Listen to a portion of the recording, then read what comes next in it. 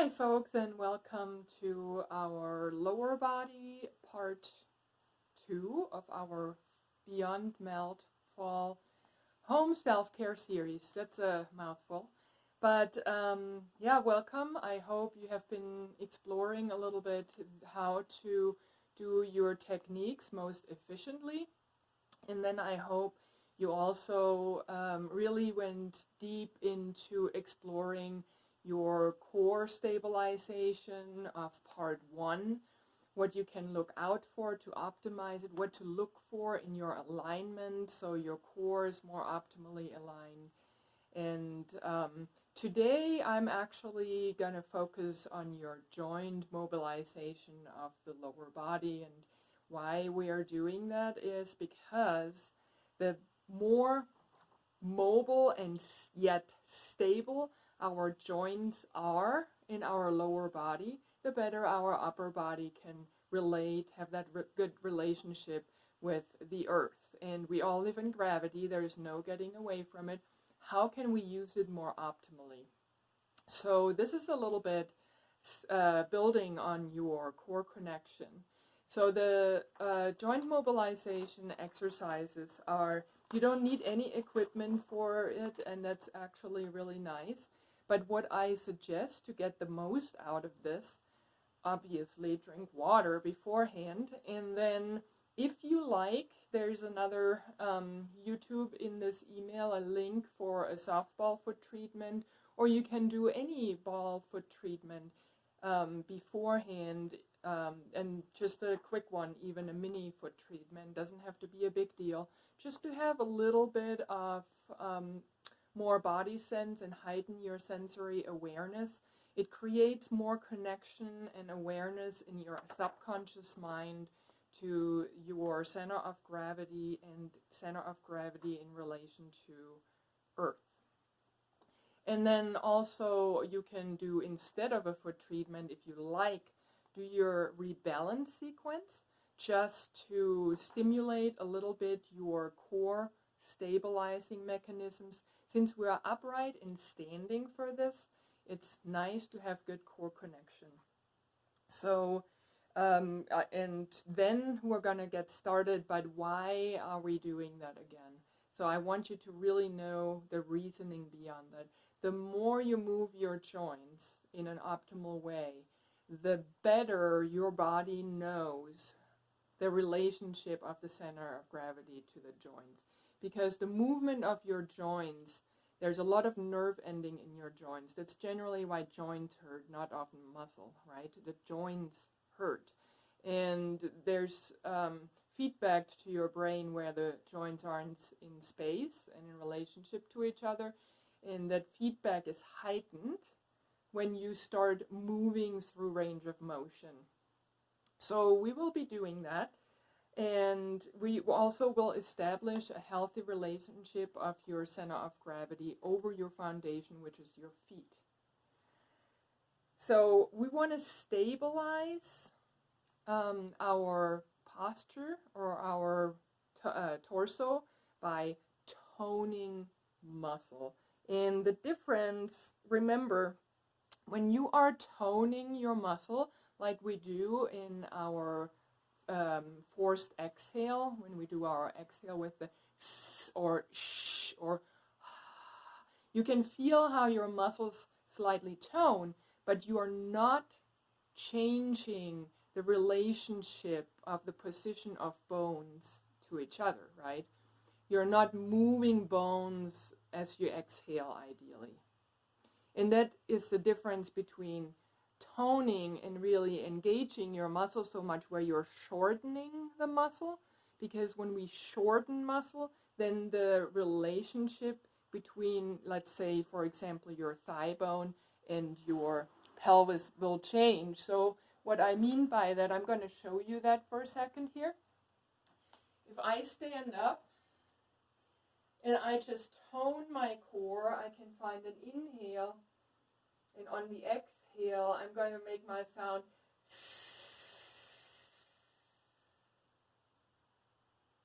And what you saw is ideally that my positioning of my bones in relationship to each other hasn't changed. Now, if I engage, let's say, and shorten muscle, it would look possibly like this. You can shorten any muscle, but I could do this.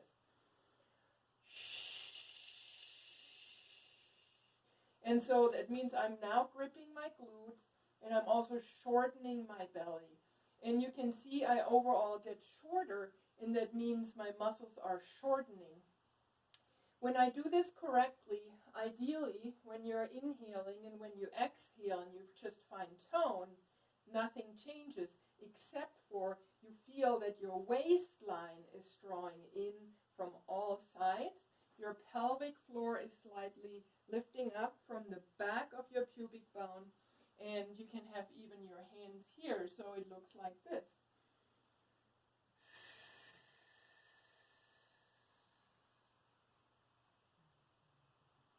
Right? And you didn't see much there because I didn't shorten my muscles.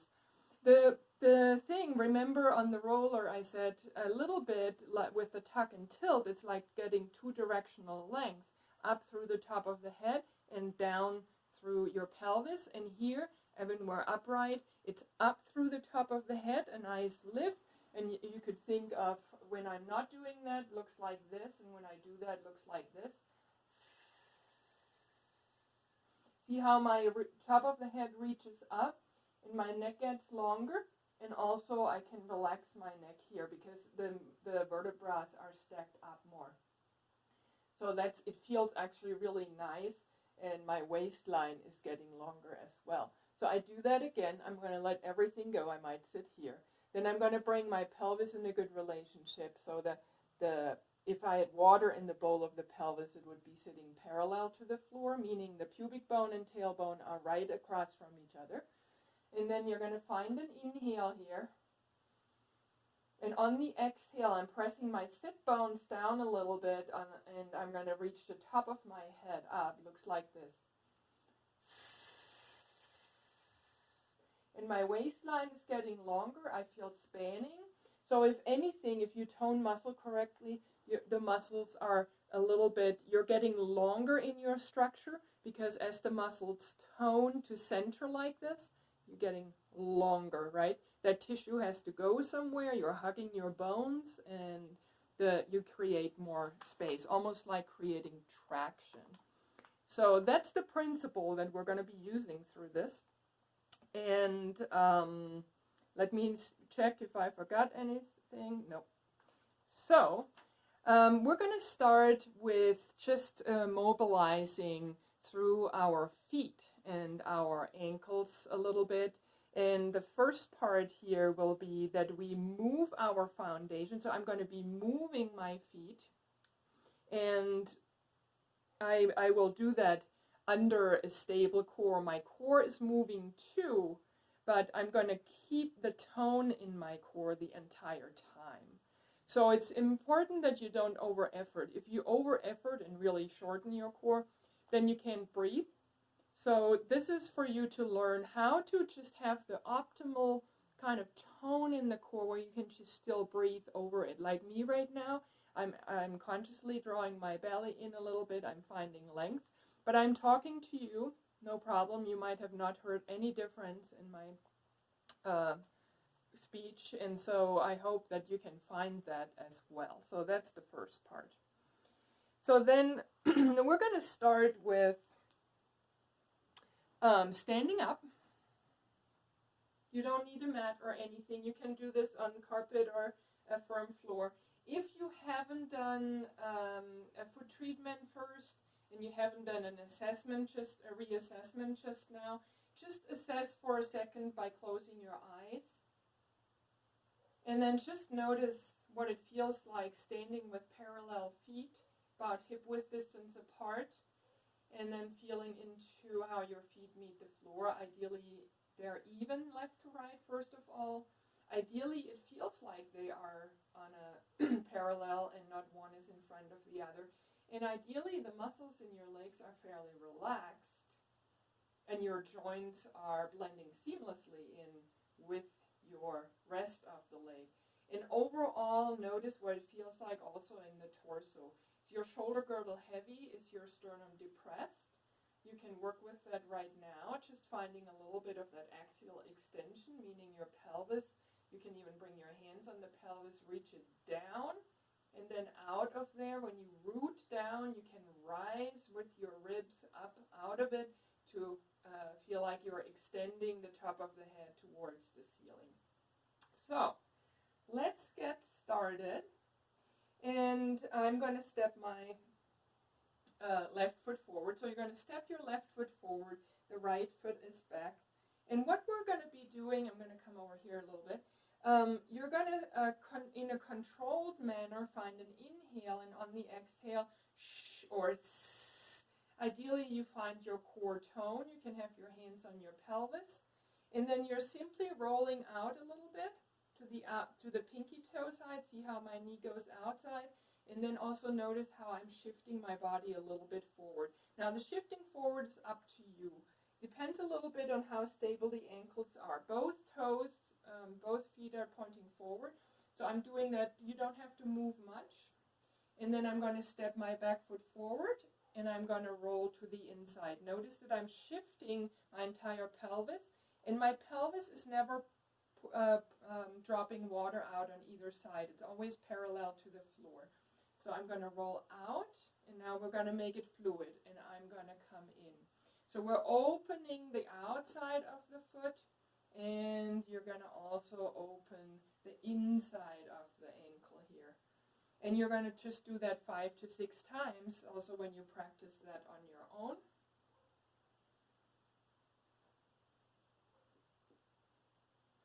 And then from here, I'm going to come back to center. We're going to do that on the other side. So I'm going to step the right foot back. Your left foot steps back. And then you're going to roll to the outside. And then step out, roll to the inside. Notice my pelvis is nice and even with the ground. That comes from me toning. So I'm pretty still in my upper body, right? And I'm concentrating on moving the joints in my ankles here. Because there's more than one joint. The ankle is made up of a few different joints. So, and then one more time out. And you can even play a little bit with shifting forward into it and coming back.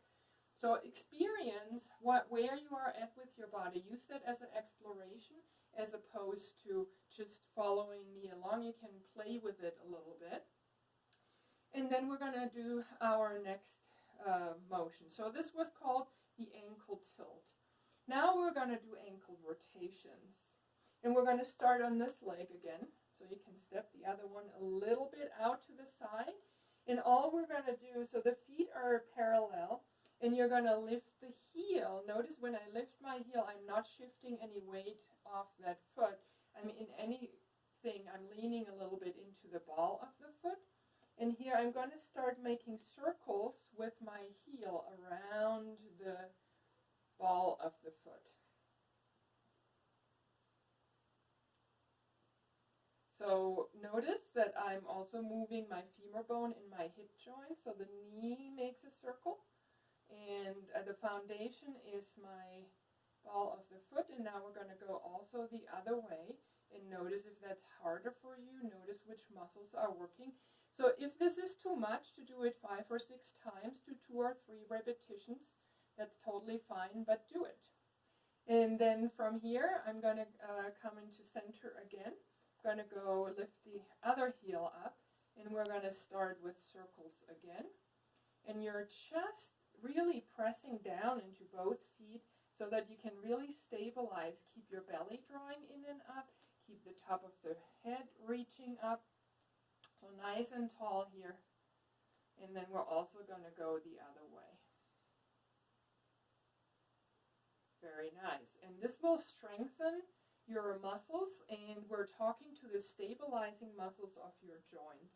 Now you can step in a little bit. We're going to go to this leg again, step forward, and notice I'm leaning forward a little bit. So I have the same weight. Your step length depends on how flexible the back of that leg is. I'm drawing it up and in. I'm nice and tall.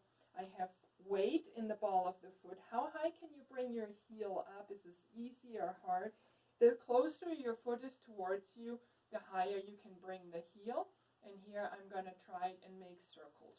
So really make a circle as opposed to making like just forward and back.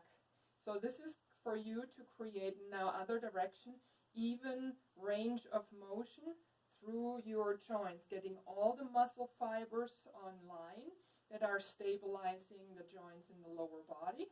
And then you're going to step back. Other side. You're going to step forward again. Find the optimal step length for you so that you can keep your pelvis stable. On the exhale, lift your core in nice and tall, and you're just lifting the heel up. It might be different on your legs, so accommodate your legs for now in the step length, because one side might be stronger and the other side weaker. So I do again 4 to 5 in one direction and then the other way too.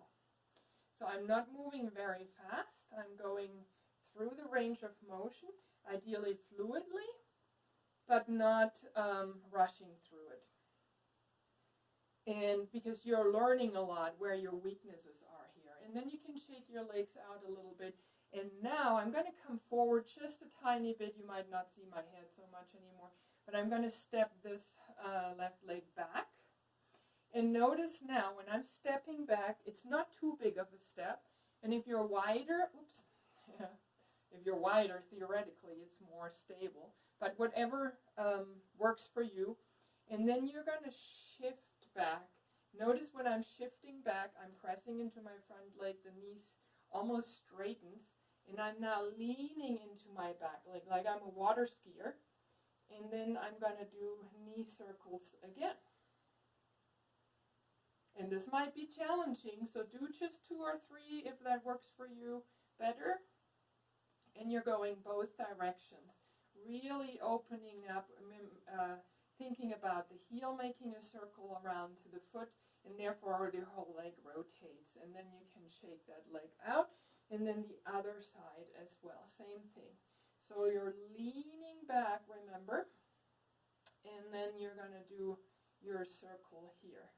So I'm noticing my pelvis wants to move more when I'm working with my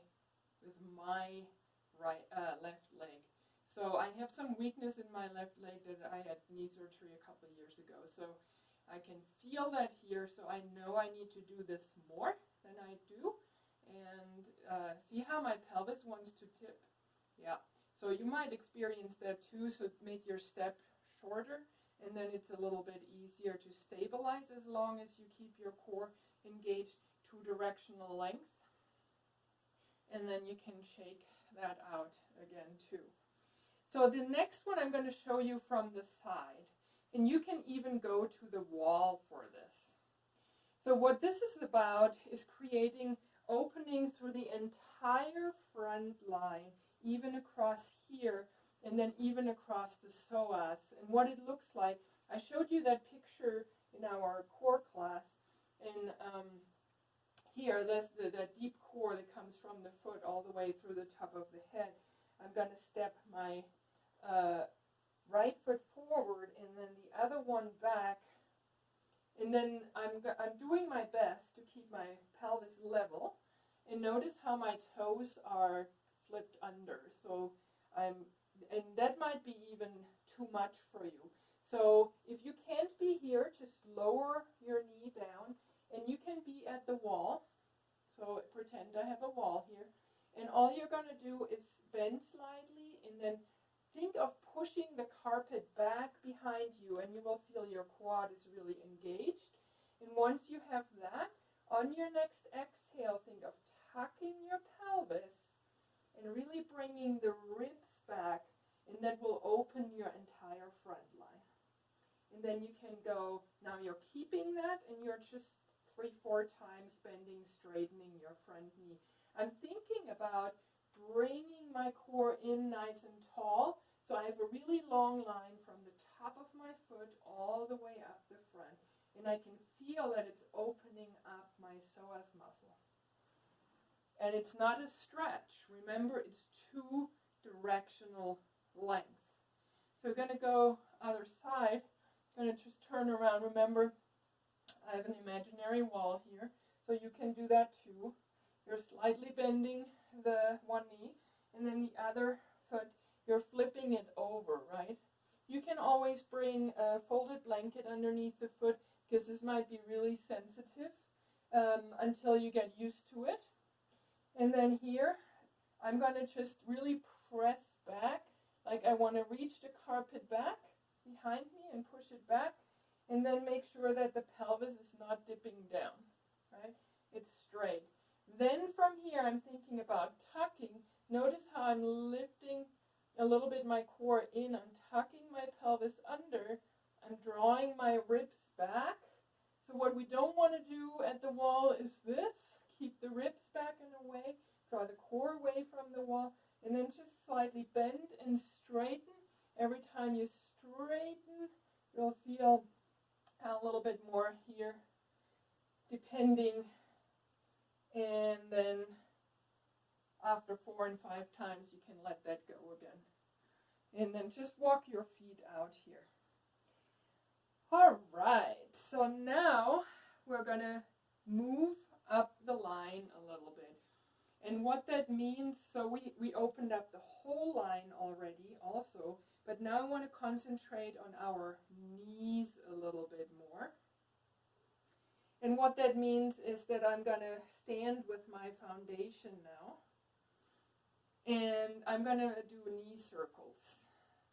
So a knee circle looks like this. You're going to step 1 foot forward slightly. Pelvis is stable. And you're going to do a single knee circle around the foundation of your foot. So I'm describing a circle with my knee. And as you're going through that motion, the knee bends a little bit more when it goes to the front, straightens a little bit more when it comes back. Ideally, you have 50-50 weight in your feet, and then you're going to reverse that whole thing. There you go. Yeah. And my foot is ideally not rolling too much in or out. It's mostly you're concentrating on the knee, so your brain can really connect to your knee joint and where it is in space. Switch. Pelvis stable, 50-50 weight. Knee. So really connect with your knee right now. Can you feel your knee? Where is it hard for you to make a circular shape? Does your knee has the tendency to just want to fall in? Or is it easier for you to go out? What do you feel overall? Reverse the direction.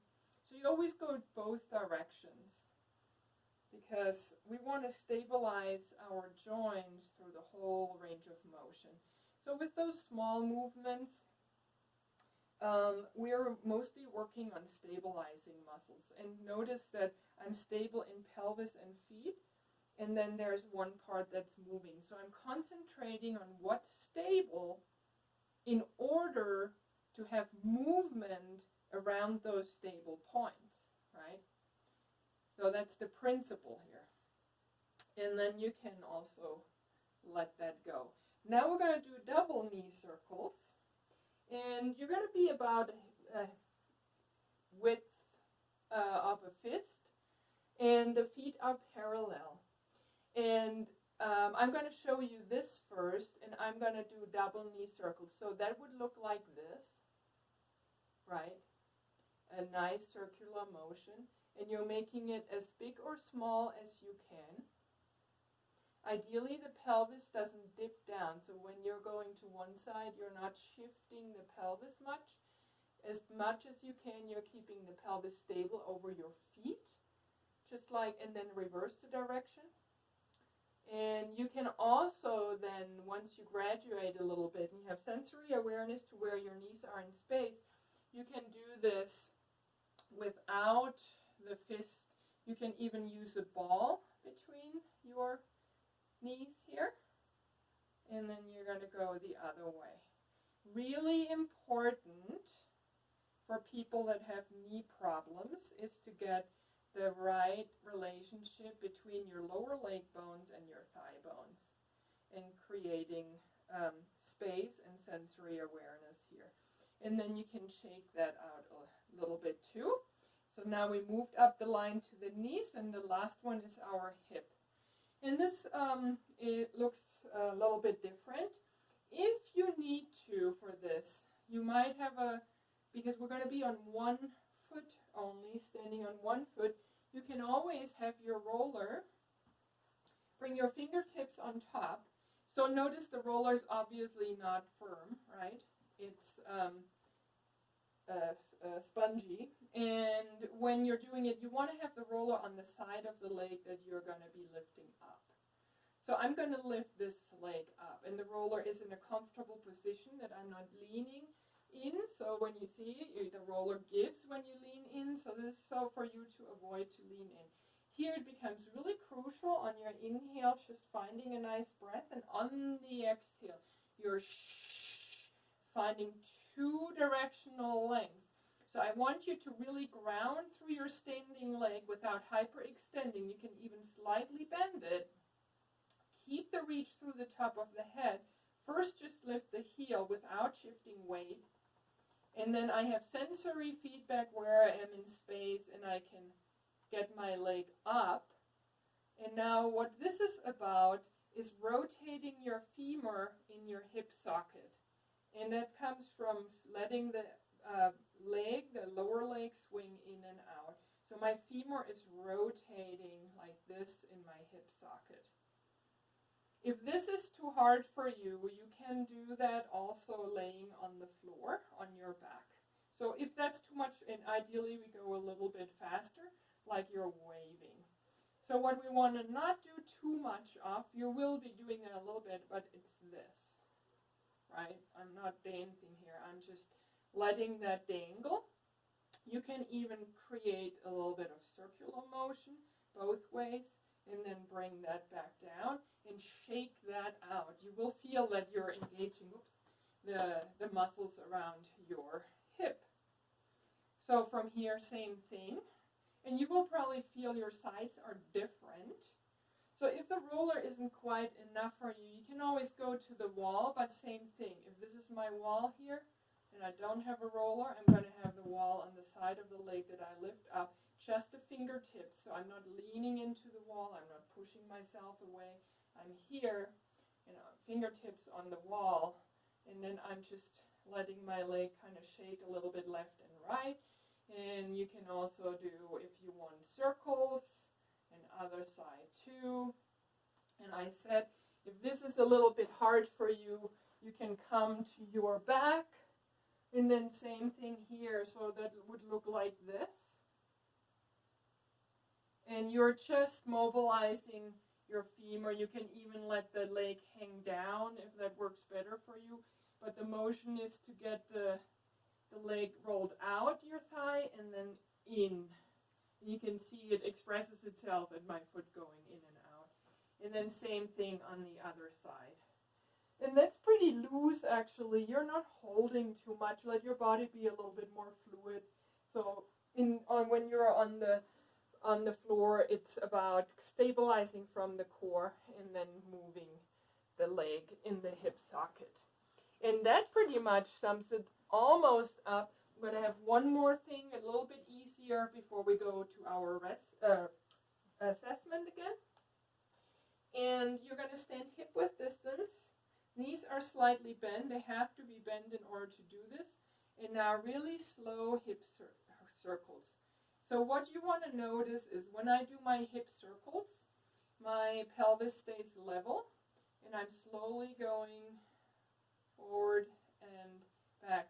I'm imagining I'm in a barrel, and one thing of my pelvis is just always touching the barrel. I'm just going along the inside of a barrel, so it looks like this. And my pelvis stays parallel, and we're going to go the other way as well. So you don't need to do a lot of repetition. This is not so much only for muscles. We're engaging our neural pathways that are in charge of stabilizing the joints before you get moving. And this one is great before you go for a walk or a hike or a bike or anything like that. So and you can do parts of it. You can only do the ankles or the knees or the hips. Ideally, you do at least a mini foot treatment or something before that. And then you can just let it go. So now, just notice walking through the feet, ideally fairly easy. And then just close your eyes and notice what it feels like. Maybe you have evened out a little bit through your feet. Possibly you feel a little bit softer, more integrated in your legs. Maybe if you used your core correctly, the ideal outcome is that you feel that your torso is more centered. But if you didn't quite do it correctly and you fell into a pattern of compensation that you carry through everything you do, you will feel a little bit more off here. So this is a great assessment also, and will give you a lot of information about how you are generally moving in life. So, so if that was the case, that you felt more off, again, as a reminder, you need to do then at least a rebalance sequence or a short foot treatment before you do the whole or part of this. And then it would behoove you also to actually practice your lower body sequence. That is part of this email as well. So you would be going through the hydration techniques of compression and length through the body. I just split it up in 2 videos so that it doesn't get too long for you. So happy playing with your new movement and range of motion around your core stability.